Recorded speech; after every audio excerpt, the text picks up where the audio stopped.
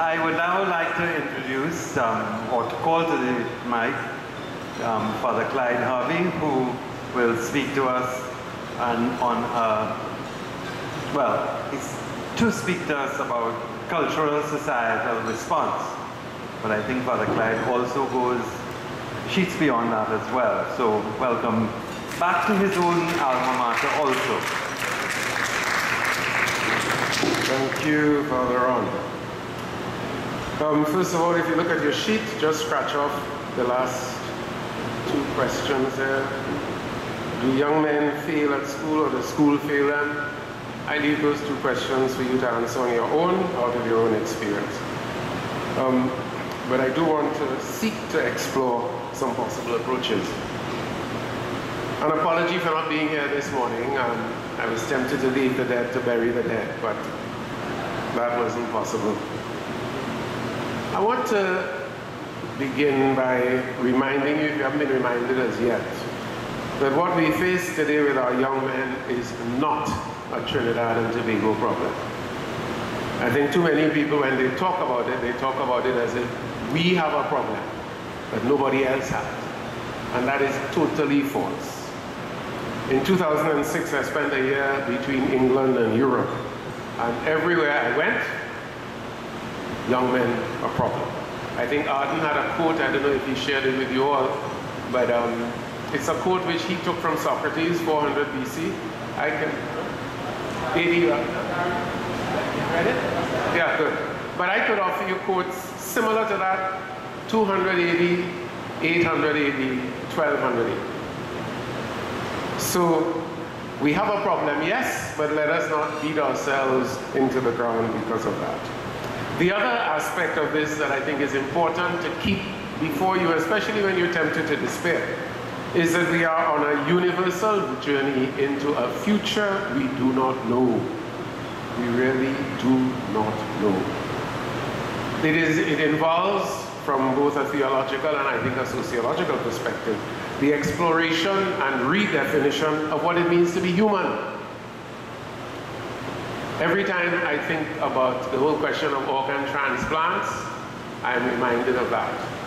Actually, I joke with young men all the time, thank God you all are alive today, because in 30 years' time, you'll see a nice young woman, and you wouldn't be sure as to what age she is, you wouldn't be sure as to which organs or parts of her body are for real, what has been transplanted, what is mechanical, you know, those things you will not know, because we are developing the capacity to do all of that. So it's a journey, it's an exploration. And especially when we think of the fact that we no longer speak about universe, but we speak of multiverse. We realize that we are not just simply in one unitary reality, but the diversity that is around us can be quite frightening. When I think of this cultural societal response, I am reminded that I live and I work in a particular environment, but I was asked to go back to that environment after San Fernando, and it has changed. When I was first parish priest in Laventille, between 1979 and 1986, I could live there, I could deal with things easily, I could leave my house open. There were really no big set of problems. Despers was the biggest problem we had. Today that's no longer true. And I've had murders outside of my church. I get up at 2 o'clock in the morning to gunshots, and that's what we deal with. The young men today don't even know what a priest is. I am called pastor by most of the young men, right? And when you say, well, I'm a priest or a pastor, what is that? They don't know. The influence of the media is shaping their understanding of almost everything religious. We have, however, been doing some work. And what I want to share this afternoon rather quickly is the fruits of some of that. Young Men at Risk became the focus of a pastoral program very early on in my return. In fact, a few weeks before I took up office as parish priest in Gonzales again, I had a little sit down with a number of young men. And what became clear was the need for male influence in their lives. But as they tried to voice it, The communication problem also was very, very, very, very evident. Language was a real problem. How to express anything. I didn't feel particularly disturbed by it, mainly because I was already seeing in San Fernando, and before that, the fact that they had exhausted their linguistic possibilities. When I was a little boy, if I want to say F this or F that, that would be the last, the extreme of my vocabulary. And I'd have to put it in such a way that I could say to my mother or my father, I didn't really say that, right? For these young men, F in this and F in that is everything. And I always say something, I say sometimes to them, does the alphabet end at F? And then they think about it and they laugh. But they have that problem. How do I express, especially my anger? I don't know how to express it. So it has moved from expressing it in just rage to expressing it with whatever you have on you at the time, and very often that is a weapon of death. The language problem, however, is not only lower class, and it is not only in the so-called deprived schools and communities. UE has a serious language problem with the males in the sciences. Serious. All right? As I understand it, as I experience it sometimes. So we have a general problem of language. Alongside that is the reading problem. And it's not that they don't want to read, they can't read. Right. And the condemnation of our primary school system is the number of young men who are leaving primary school unable to read. And that has to be corrected. In a program which we're working on with what I like to call my Catholic Masons, a number of Catholic men, some of them ex-St. Mary's boys who belong to the Masonic Lodge and who I began to work with at a certain point in time, and I said to them, this business of wearing all this apron and so on, forget about that, I come and do something serious. But I knew I had to do it within that context of Masonry, and that's great. So they have now begun a program in East Port of Spain, which is about reading. And it's amazing how people are really just getting into it, teachers and students. And I'm beginning to see the consequences of that. And that reading problem, of course, goes into adulthood. And when young men see that their grandparents have their grandfathers, if they know them, or the elders in the community, also have a reading problem, it works two ways. One, either reading not important, because the young leader getting along without being able to read, or what becomes more important is to know how to trick people if you can't read. So you have this situation where you stop your car, you have your driver in the car, and somebody hands you something to read, you can't read it, so you look at it and you do as if you're reading it, and then you pass it to the driver, waiting for that man, tell me now. And the driver reads out the whole thing. That is how you get to know. Obviously, some other skill is at work, the capacity to remember everything that is said to you within a certain time frame, so you can give an intelligent response to it. So reading is very, very, very important. I have some reservations about IT because we've used IT, we had a whole program hoping that through IT we could prepare the young men who had failed SEA to get back into the school system.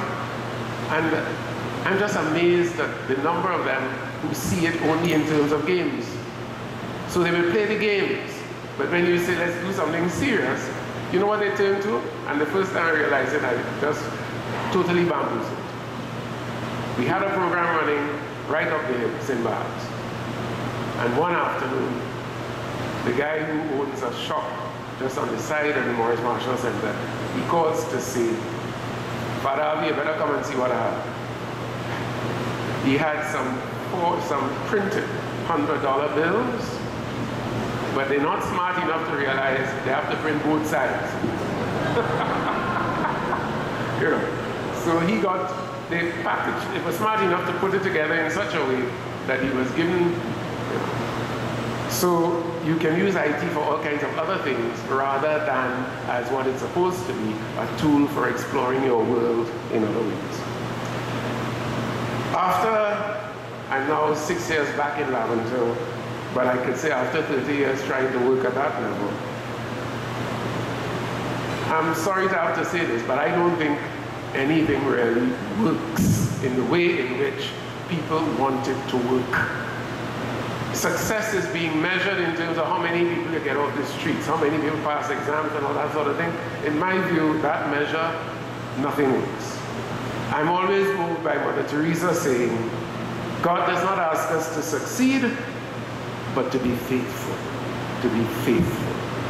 And that is what I think is needed now more than ever. People who are prepared to commit themselves to the work at hand, not expecting it to be any big set of fruit within their lifetime.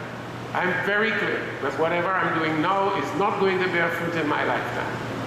But to make that commitment and to know that if young people sense that commitment in you, they will go with you to hell and back. It is the sense that you are being faithful to them, especially when they mess up, that creates the bonding.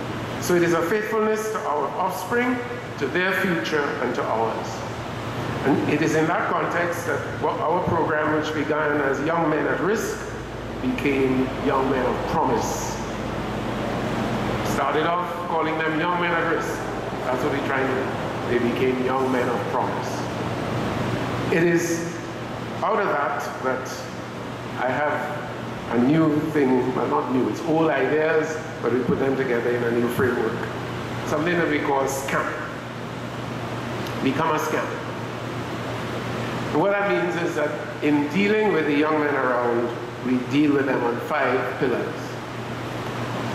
Not necessarily in order of importance. Sports. Very important, everybody says, but are we really listening to what young men want? We have a Hoop of Life program, and we were talking about, and I had this discussion with some people who were involved in sponsoring stuff, that they want to sponsor basketball, whereas anybody who knows anything about what's going on the ground with young men, football, small goalposts is where they are at, right? And if you see somebody who's good at the small goalpost, then you take them out for the training in the larger football world. But the small goalpost is what they want. Do you give that to them or not? You just come down from Lady Young, take the way through Belmont, and you see that fantastic new basketball court that they put up out there, and you see the small goalposts on it. You know. Fascinating about this, of course, is that not everybody's interested in sports. For the 2008 Olympics, I tried to develop something in Park Place so that young men could watch, especially the 100 meters. I thought that's what they want to watch, Usain and me. I couldn't get it off the ground. Talk to people, like, make sure you watch. Only 15% of the young men that I was dealing with and knew in that era, and at that time, I had about 100 and something young boys that I could relate to. Only 15% of them had watched that last 100 meters final. I was absolutely shocked, because it means there is a set of young men who not listening to sports at all, they're not interested, they're interested in other things.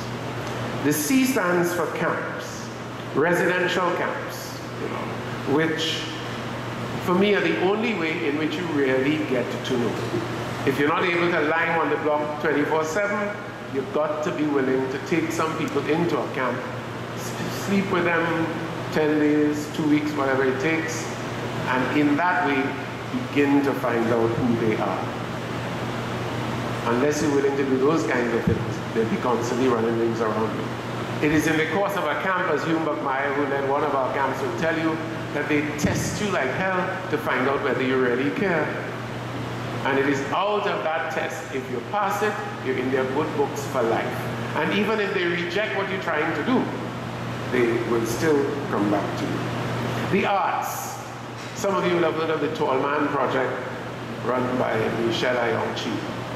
They came into Gonzales about 7 years ago, and they have a fantastic record, although now they're running into some trouble in terms of the people who are a part of the camp.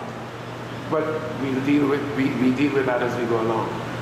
But what that has done is it has opened up a whole world for the young people in Gonzales. Videography, painting, singing, dancing, all kinds of art forms are brought into those programs. And we have seen over the years some young men taking that up as a profession. As long as there's money in it, great. But it's honest wages, honest income. M stands for mentoring. And mentoring here, everybody talks about it. It's very important.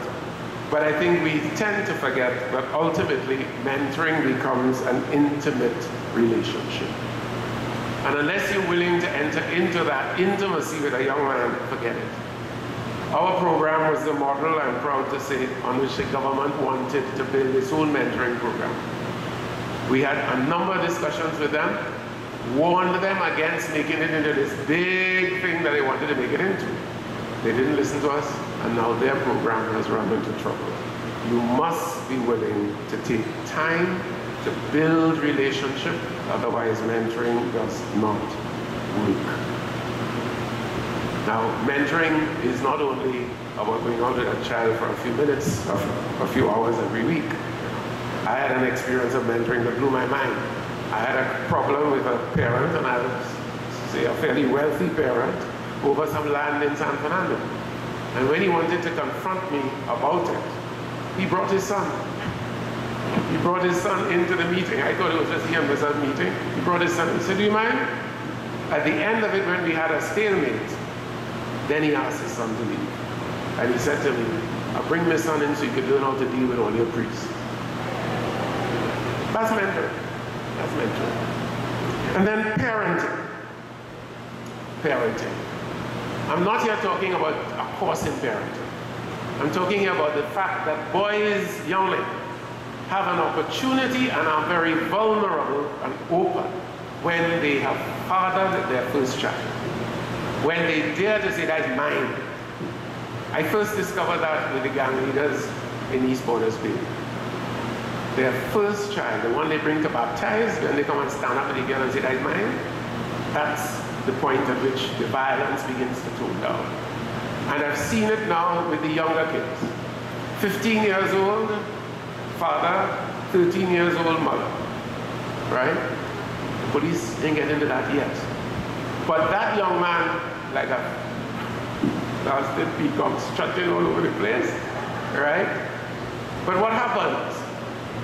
He comes to baptize a child. The girl's mother is saying, "Father Harvey, we're not bringing anybody, just me, the girl, and one godparent." I tell him, "You come in." They say, "Father not coming, you come with one godparent." We wait an hour for him to arrive. He arrives with 2 cars and 10 partners. You've got to deal with that. And I become more and more convinced that that is a moment when we can enter into it and begin to talk about what parenting means. Right now, there's a young woman in ICU in Port of Spain General Hospital who lost a baby, stillborn. She's critically ill, and I had to talk to that young man this week. Luckily, his father came with him. But he is so open. He wants to find out. He's eager because he's afraid the girl dead, because he has some feelings for her. So parenting becomes important. Finally, faith. I don't think I'm a Catholic priest for nothing.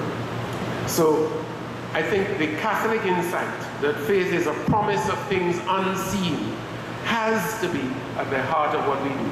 Not so much in terms of I believe in God the Father Almighty, Creator of heaven and earth, but in that steady, firm confidence that if we believe in what we do, we will see things yet unseen. The young man of tomorrow is not the young man of today. The young man of tomorrow is a child today whom we do not understand, whom we want to write off, who will ask us all kinds of crazy things. And I had the pleasure of being confronted like that by one young man who I worked with over the past few years. And one day he stopped me on Charlotte Street as I was walking up the road after trying to get him into silver.